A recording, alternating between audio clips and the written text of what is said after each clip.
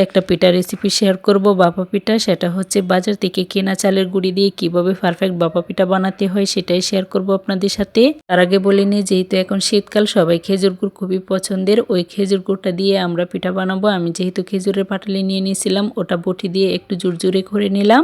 প্রথমে গুঁড়িগুলা নিয়ে তারপরে ওটাতে একটু একটু করে পানি মিশিয়ে ওইগুলো যতক্ষণ পর্যন্ত হাতে মুঠ বেঁধে আবার জোরে হয়ে হাতে টিপ দিলে ভেঙে না পড়ছে ততক্ষণ পর্যন্ত ভাববেন ওটা হয়েছে না।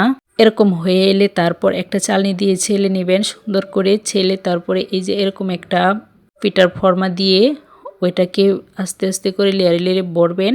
আবার চাইলে নারকেল, কিশমিশ, বাদাম অনেক কিছু অ্যাড করতে পারেন। আমি যেহেতু নারকেল অ্যাড করছিলাম, ওইভাবে আমার যেহেতু পিঠার পাতিল নাই, আমি ওই জন্য একটা ন্যাকড়া বেঁধে পাতিলের মুখে তারপরে পিঠাটা দিয়েছিলাম। এই তো আমার পারফেক্ট ভাপা পিঠা হয়ে গেছে।